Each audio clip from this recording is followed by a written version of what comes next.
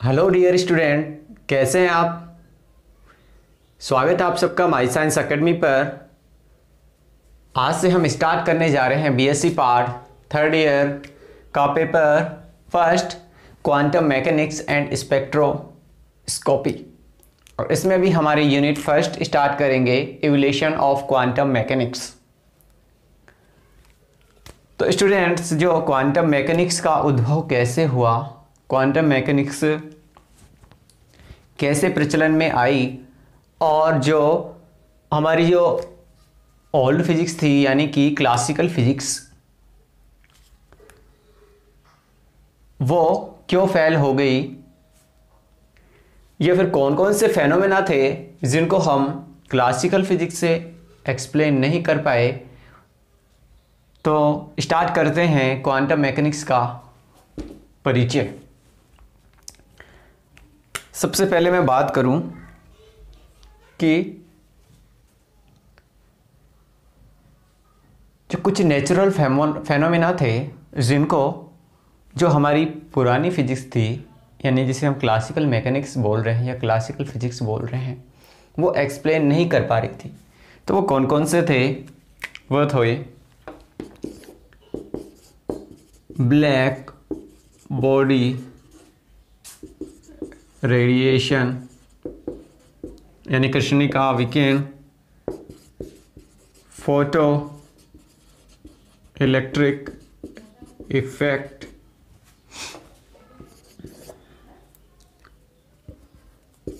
Stark effect, Zeeman effect,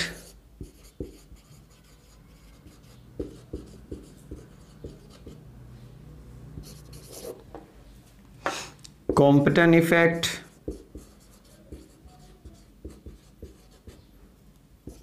alpha 6,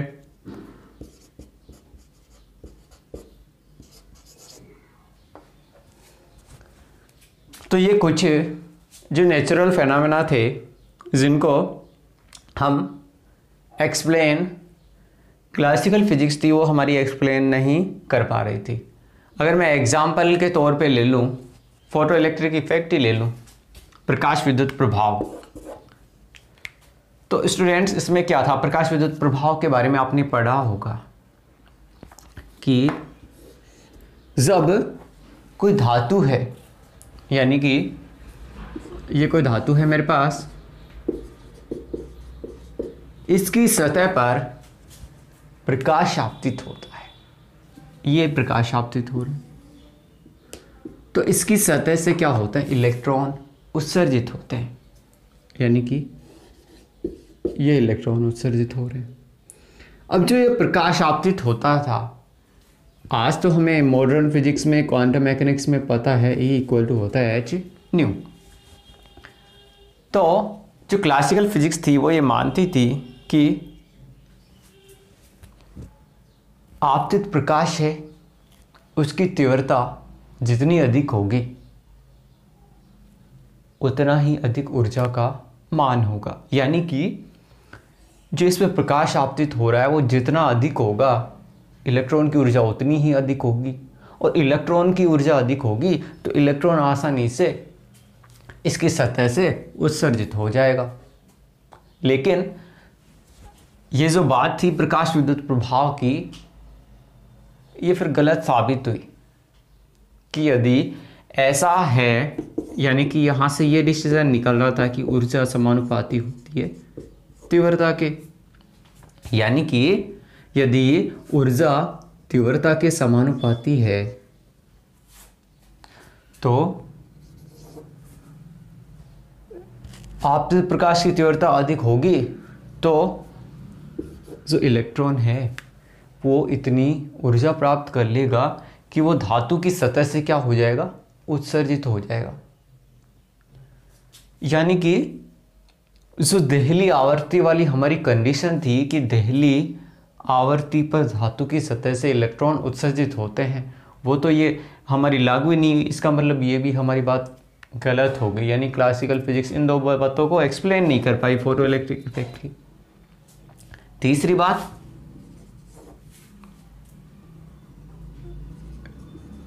यानी कि जो आवर्ती वाली कंडीशन थी उसको यह सेटिस्फाई नहीं कर पाई, यानी कि दहली आवर्ती से कम आवर्ती पर भी इलेक्ट्रॉनों का उत्सर्जन हो सकता है, ये कह रही है हमारी क्लासिकल फिजिक्स। ऐसे ही थर्ड इसमें मैं बात करूं कि जो धातु की सतह पर प्रकाश के आपतन और इलेक्ट्रॉन के उत्सर्जन में समय लगता है। क्लासिकल फिजिक्स ये कह रही है कि धातु की सतह पर प्रकाश आपतित होगा, फिर उसकी सतह से इलेक्ट्रॉन उत्सर्जित होगा, उसके बीच में समय लगता है। लेकिन जो मॉडर्न फिजिक्स कहती है, जो क्वांटम अनुबंध हम बाद में पढ़ते हैं, तो वो ये कहती है कि जो इसकी सतह से इलेक्ट्रॉन के उत्सर्जन में कोई समय पश्चता नहीं होती है, यानी जैसे प्रकाश आपतित होता है वैसे ही क्या हो जाता है, इलेक्ट्रॉन का उत्सर्जन हो जाता है। तो इन कुछ बातों को जो ये PEE की यानी कि प्रकाश विद्युत प्रभाव की ये बातें थी, इनको जो क्लासिकल फिजिक्स है वो क्या नहीं कर पाई, एक्सप्लेन नहीं कर पाई। बाद में इनको एक्सप्लेन किया गया, जो मॉडर्न फिजिक्स है, यानी कि आइंस्टीन आया, आइंस्टीन की थ्योरी दी गई, उससे इनको एक्सप्लेन किया गया। यानी कि जो क्लासिकल हमारी फिजिक्स थी तो उसके जो कॉन्सेप्ट थे, फॉर्मूले थे, तो वो क्या थे कि इन चीज़ों को एक्सप्लेन नहीं कर पा रहे थे। तो फिर मॉडर्न फिजिक्स का क्या हुआ, उद्भव हुआ। यानी कि जहाँ हमारी क्लासिकल फिजिक्स फेल हो जाती है वहाँ फिर क्वांटम मैकेनिक्स लागू हो जाती है। तो जो क्वांटम मैकेनिक्स आई, तो क्वांटम मैकेनिक्स से फिर ये जो हमारे सारे फेनोमेना हैं इनको हम क्या कर सकते हैं, एक्सप्लेन कर सकते हैं। तो देखते हैं हम कि जो क्लासिकल फिजिक्स है और जो हमारी क्वांटम मैकेनिक्स है, यानी कि मॉडर्न फिजिक्स या क्वांटम मैकेनिक्स जिससे हम बोल रहे हैं, उन दोनों में डिफरेंस क्या है वो भी हम देख लेते हैं।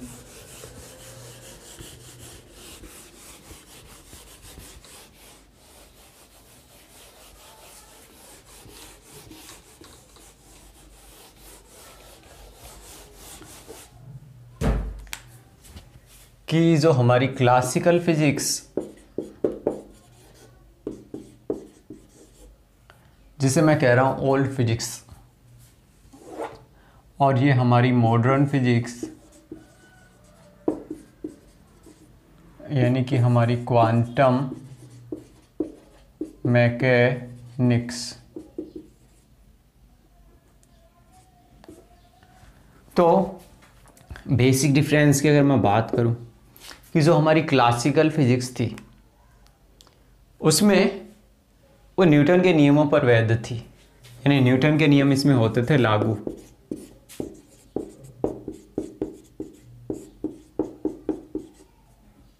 न्यूटन के नियम लागू होते थे। लेकिन जो हमारी मॉडर्न फिजिक्स है उसमें हमारे जो न्यूटन के नियम है डायरेक्टली लागू नहीं होते।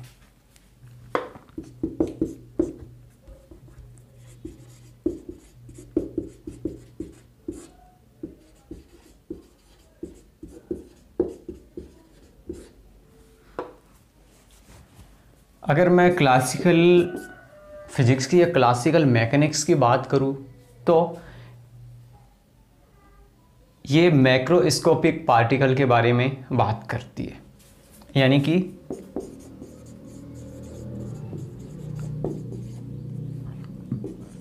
जो स्थूल बॉडी हैं 10⁻13 मीटर, उनके बारे में बात करती है। यानी कि और ये हमारी माइक्रोस्कोपिक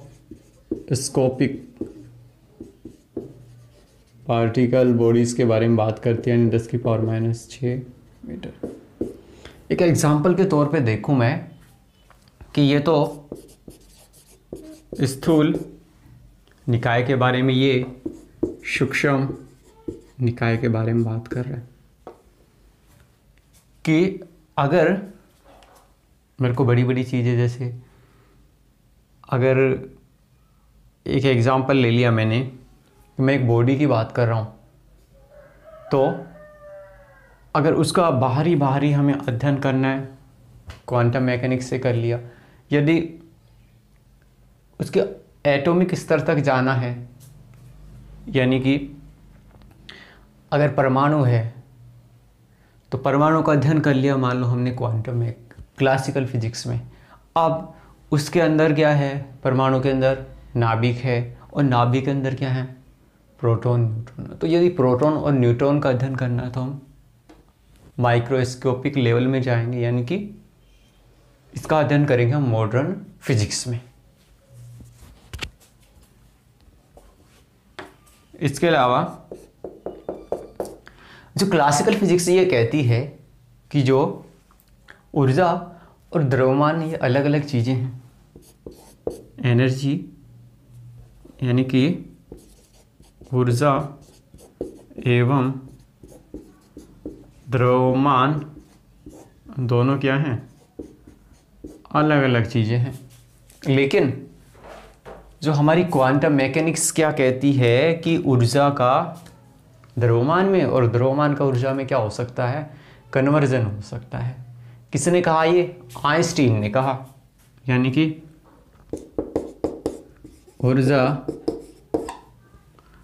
का द्रव्यमान में और द्रव्यमान का ऊर्जा में क्या हो सकता है, कन्वर्जन हो सकता है। यानी कि ऊर्जा द्रव्यमान में और द्रव्यमान ऊर्जा में बदल सकती है। इसके अलावा कि जो हमारी क्लासिकल फिजिक्स है वो ये कहती है कि जो ऊर्जा का वितरण होता है वो कैसे होता है, सतत वितरण होता है। ऊर्जा का वितरण सतत होता है। लेकिन फिर बाद में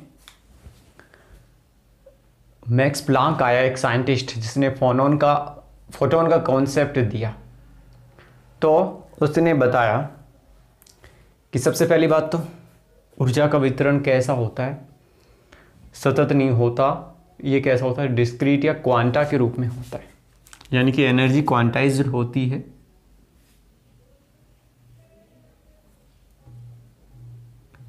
एनर्जी हमारी कैसी होती है, क्वांटाइज्ड होती है। ऊर्जा क्या होती है, क्वांटीकृत होती है, क्वांटाइज्ड होती है।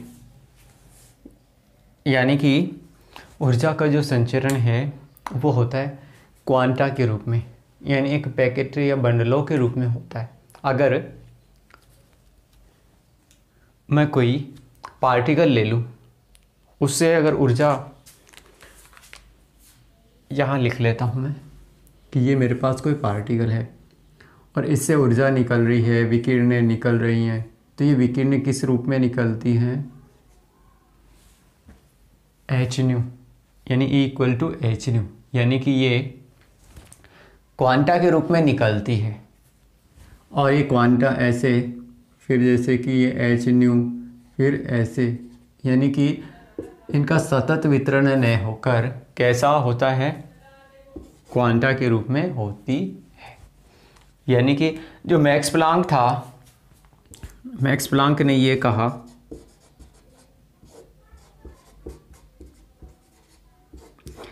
कि स्टूडेंट्स, ये जो क्वांटम मैकेनिक्स है इसका उद्भव हम मानते हैं मैक्स प्लांक के कॉन्सेप्ट से। और ये मैक्स प्लांक ने अपना कॉन्सेप्ट दिया था जो ब्लैक बॉडी रेडिएशन, उसको आधार मानकर।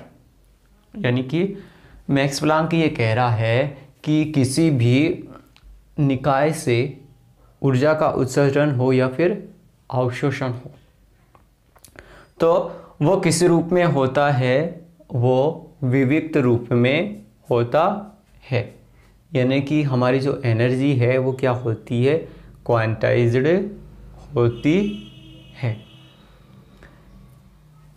तो मैक्स प्लांक ने फिर एक रिलेशन दिया कि जो energy is proportional to nu या फिर इक्वल टू एच न्यू। यहाँ एच हमारा प्लैंक कांस्टेंट है, न्यू आवर्ती है, और ई जो फोटोन की क्या होती है, ऊर्जा होती है। तो ये कुछ चीज़ें थी जो बता रही हैं कि कैसे मॉडर्न फिजिक्स की उत्पत्ति हुई, क्या कारण थे जिनके कारण हमें मॉडर्न फिजिक्स को लागू करना पड़ा। नेक्स्ट हम देखते हैं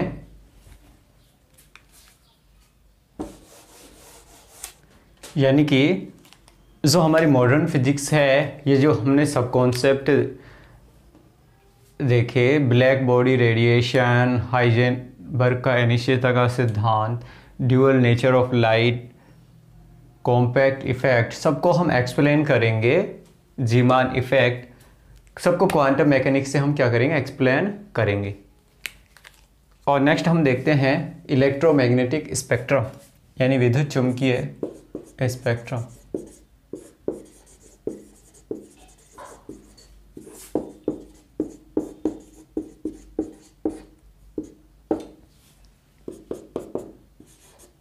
और विद्युत चुंबकीय स्पेक्ट्रम क्या होता है कि जो सूर्य का प्रकाश है, इससे जो विकिरणें आ रही हैं, ये मेरा सूर्य का प्रकाश है,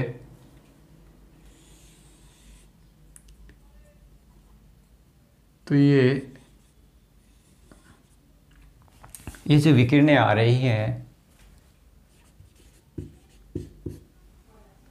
इनकी एक निश्चित आवर्ती होती है, यानी कि ये जो विकिरणें हैं ये एच न्यू आवर्ती की होती हैं, यानी इनकी ऊर्जा होती है एच न्यू और आवर्ती होती है इनकी न्यू। तो यहाँ से हम देखते हैं कि जो इनसे आने वाली विकिरणें हैं उनकी आवर्ती होती है न्यू, वो ऊर्जा ई के समानुपाती होती है, या फिर हम कह सकते हैं इक्वल टू एच न्यू होती है।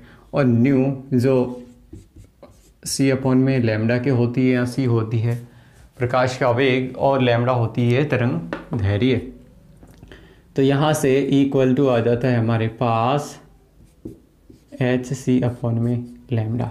अगर एच और सी क्या है, कांस्टेंट है, ये प्लैंक कांस्टेंट है और ये वेलोसिटी ऑफ लाइट है, यानी कि ई समानुपाती आ जाता है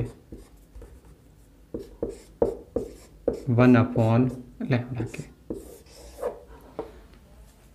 यानी कि ये जो फोटोन है, फोटोन की जो ऊर्जा होती है वो क्या होती है, तरंग दैर्घ्य के व्युत्क्रमानुपाती होती है। यानी कि जो उत्सर्जित फोटोन है, यहाँ से देखें तो जो अलग अलग ऊर्जा का फोटोन है,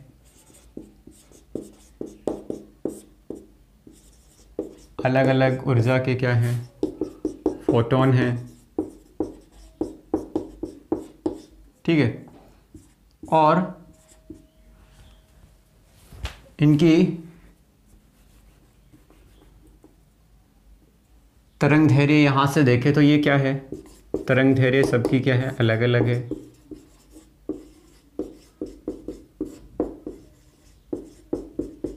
यदि तरंग दैर्घ्य का मान अधिक होगा तो ऊर्जा का मान क्या होगा, कम होगा। यानी कि ई और लैम्डा में क्या संबंध है, व्युत्क्रमानुपाती का। यदि लैम्डा का मान कम हो तो फोटोन की ऊर्जा क्या होगी, ज़्यादा होगी।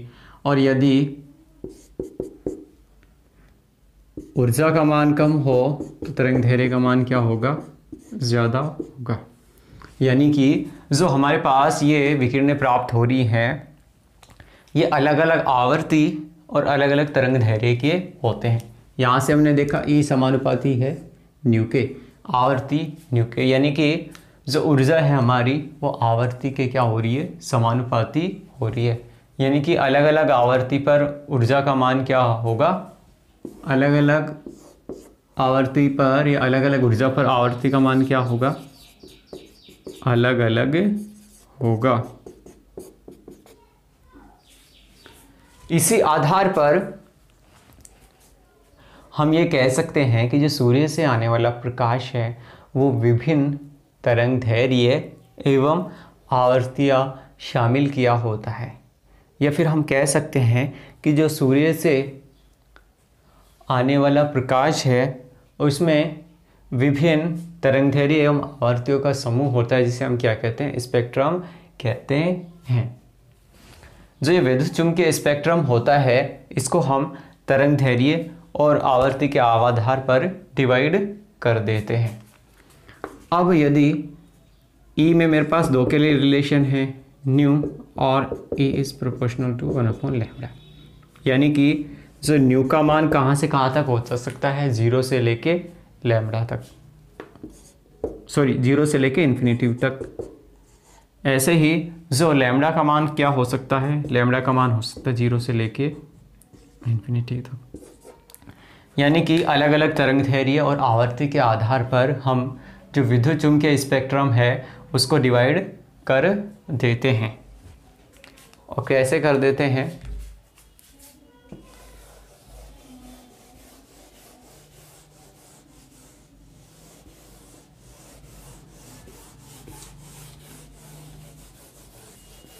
कि जैसे मैं सबसे पहले ले लूं रेडियो वेव्स।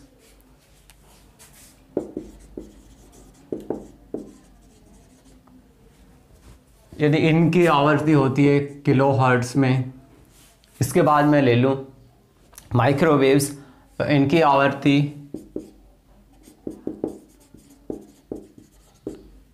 गीगा हर्ट्ज में, ऐसे जैसे किलो हर्ट्ज, गीगा हर्ट्ज, ऐसे इनकी आवृत्ति क्या होगी, बढ़ती चली जाएगी। जैसे रेडियो वेव आ जाएंगी, मेरी माइक्रोवेव आ जाएगी, फिर इंफ्रारेड आ जाएगी, फिर यूवी रेड आ जाए, यूवी वेव आ जाएंगी,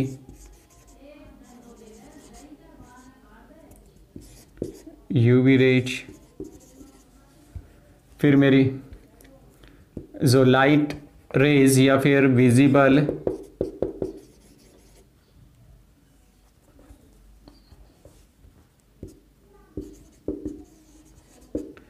लाइट आ जाएगी, फिर मेरी एक्सरे आ जाएगी, फिर मेरी गामा रे आ जाएगी। तो ऐसे क्या होगी, जो आवृत्ति है उसका मान बढ़ता जाएगा। यानी कि ये जो आवृत्ति है 10 की पावर 4 से लेके 10 की पावर 22 हर्ट्ज तक होगी। यानी जैसे जैसे हम यूँ चलते जाएंगे तो इनकी आवृत्ति का मान क्या होगा, बढ़ता जाएगा। तो इस आधार पे हम जो विद्युत चुम्बकीय स्पेक्ट्रम का क्या कर देते हैं, डिवाइडेशन कर देते हैं। Radio waves, microwaves, infrared, UV rays, gamma rays, X rays, cosmic rays आदि में डिवाइडेशन हम कर लेते हैं। अब यदि कोई इलेक्ट्रॉन है वो त्वरित गति कर रहा है तो इस कंडीशन में क्या होगा, वो विद्युत चुम्बकीय विकिरण का क्या करेगा, उत्सर्जन करेगा। और देखो इनकी तरंगदैर्घ्य और आवृत्ति क्या है, सबकी अलग अलग है, लेकिन इनकी जो स्पीड है वो क्या होती है, वही लाइट की स्पीड के बराबर होते हैं, यानी 3 × 10 की पावर 8 मीटर पर सेकेंड। अब यदि कोई इलेक्ट्रॉन है वो क्या कर रहा है, त्वरित गति कर रहा है, तो इस कंडीशन में क्या होगा,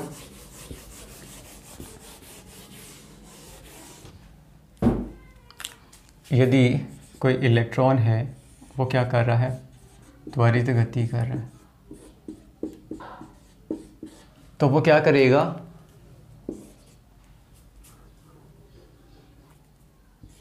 इलेक्ट्रोमैग्नेटिक रेडिएशन यानी विद्युत चुम्बकीय विकिरण का क्या करेगा, उत्सर्जन करेगा। और ये जो त्वरित इलेक्ट्रॉन है जो विद्युत चुम्बकीय विकिरण का उत्सर्जन कर रहा है, इसकी स्पीड होगी c = 1/√μ0/ε0।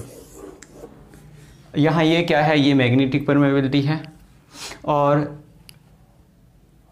ये क्या है, इलेक्ट्रिक फील्ड स्टैटिक कांस्टेंट है, यानी कि यहाँ से जो सी का मान आता है वो आता है लाइट की वेलोसिटी के बराबर, यानी कि जो और मेरी रेज हैं उनके स्पीड के बराबर। तो ये देखा हमने इलेक्ट्रोमैग्नेटिक स्पेक्ट्रम के बारे में, त्वरित इलेक्ट्रॉन की गति में स्पीड क्या होती है इसकी। और नेक्स्ट हम इसमें पढ़ेंगे जो ब्लैक बॉडी रेडिएशन है और जो स्पेक्ट्रम में एनर्जी का डिस्ट्रीब्यूशन कैसे होता है, ये नेक्स्ट लेक्चर में पढ़ेंगे। तब तक के लिए थैंक्स फॉर वॉचिंग।